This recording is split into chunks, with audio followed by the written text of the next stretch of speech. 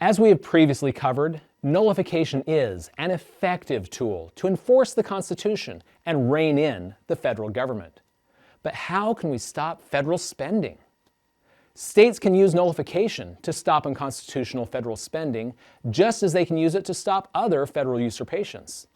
One key way they can accomplish this is by enacting a State Sovereignty and Federal Tax Funds Act, also referred to as an escrow bill. Under it, federal taxes would first be sent to the state government.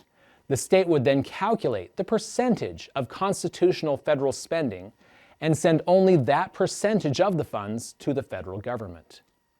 Since an estimated 80% of federal spending is unconstitutional, this bill could save taxpayers a significant amount of their hard-earned income, put heavy pressure on the federal government to cut its spending, and protect the states from financial federal retaliation.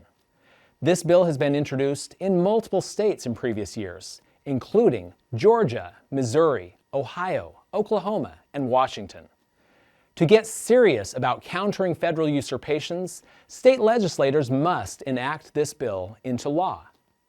States can also nullify the Federal Reserve and its monopoly on monetary policy. The Federal Reserve's ability to create money has encouraged Congress to engage in reckless spending. Already, multiple states have enacted legislation doing so.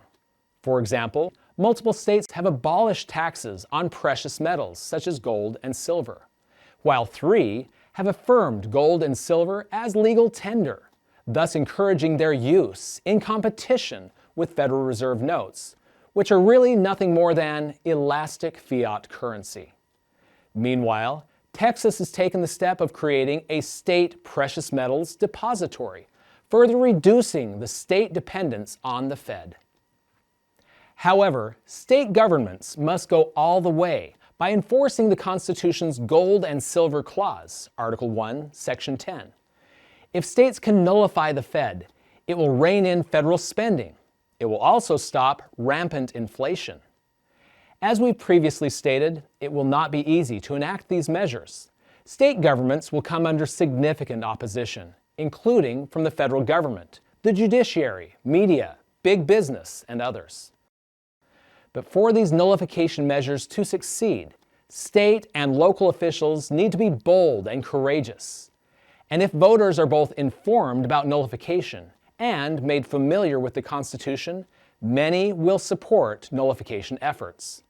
Learn more about Article 5 and the amendment process by visiting jbs.org.